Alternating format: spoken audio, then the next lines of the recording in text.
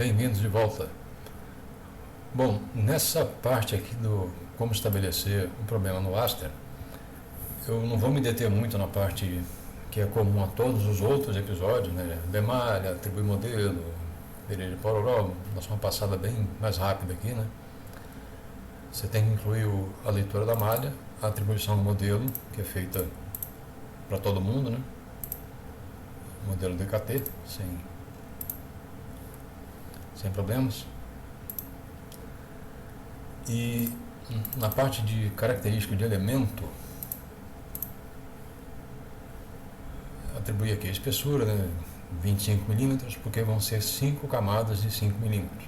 Também grupo de malha aqui já colocado. O que é esse angle rep? Esse angle rep, olhando aqui a referência que tem na documentação, é que giros eu tenho que dar num vetor X para que ele vire o vetor V. E quem é o vetor V? É o vetor que, projetado na normal, projetado no complemento da normal, vai definir qual é a direção X que define a referência do cálculo das tensões naquele elemento e do estabelecimento das propriedades também.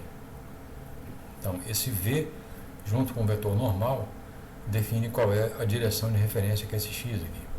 E aí depois esse X mais o vetor normal define o Y.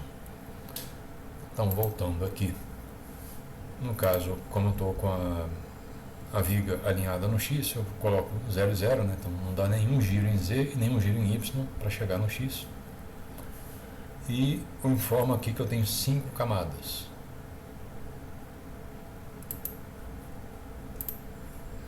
E aqui é que vem a parte específica desse tratamento, né? Como eu estou lidando com madeira, e a madeira vai entrar aqui como um material ortotrópico, eu defini aqui aquelas propriedades, né, mais ou menos de um pinho vagabundo, mas nem tanto. Qual é o módulo de elasticidade longitudinal, né, o alinhado com X, o transversal, o número de Nusselt e o coeficiente de cisalhamento. Isso aqui para o pinho só, né? A diferença principal aqui no composite é que no lugar de eu jogar no AFE material este objeto que saiu aqui do DEFI material, eu vou jogar este aqui que vem do DEFI composite. Isso aqui vai ficar mais fácil de ver na edição por texto. No DEFI composite eu vou definir as camadas que se referem àquele material composto.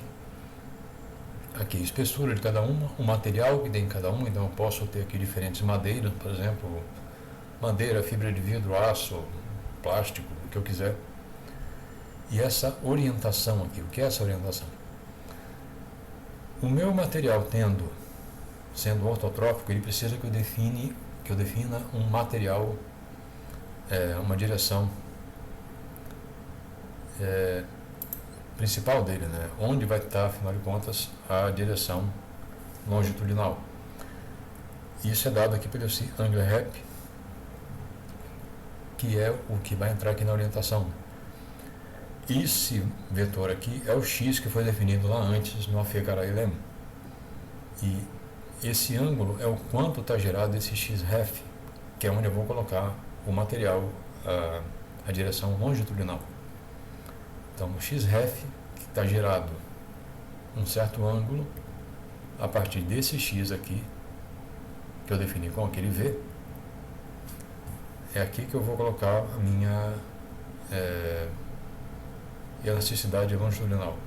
Nas outras direções vai entrar a transversal, que está definido lá no material ortotrópico. Então, isso posto,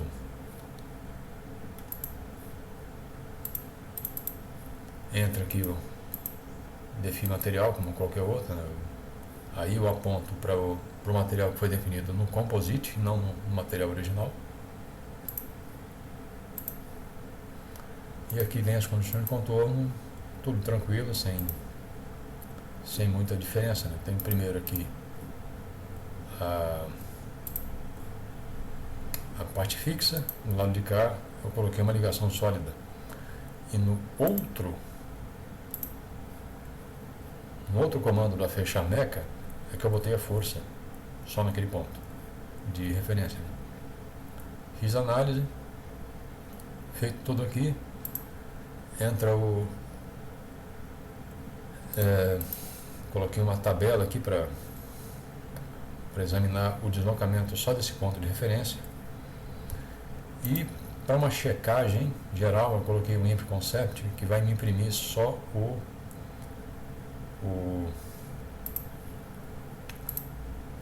vai imprimir aqui o campo de materiais, né? E os grupos de propriedade de elementos, né? Que tem aquelas orientações todas. E a referência local, né? Vai ser colocado como elemento, né? Então ele vai me dar os vetores aqui. Isso posto, vamos girar tudo. Ok. Agora eu devo ter aqui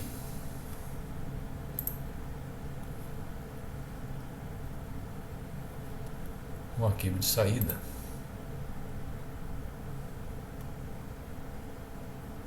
CRMed.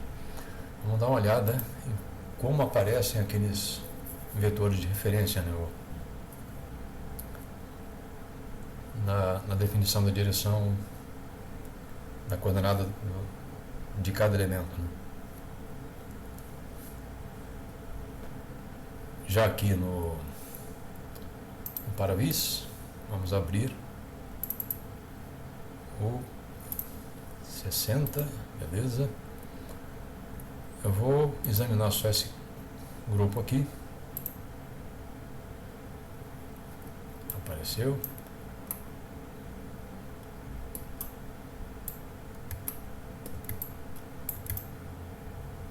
Tá. Ok, está mais ou menos atravessado. Vamos lá, Replo. Glyph. Não vai mudar muita coisa. O que eu preciso fazer nesse momento, né, se eu quiser aqui, ele não muda nada. Para eu dar realmente a direção real de cada um, eu preciso colocar um filtro de glifos. Então aqui é que eu vou determinar quem é quem. Vou colocar aqui o Scale Array, é o Replo 1, que é o X.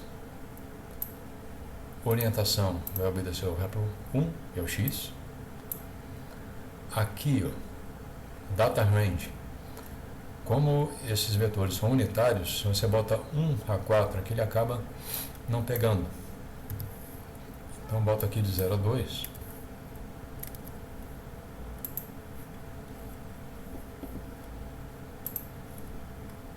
E aparece aqui.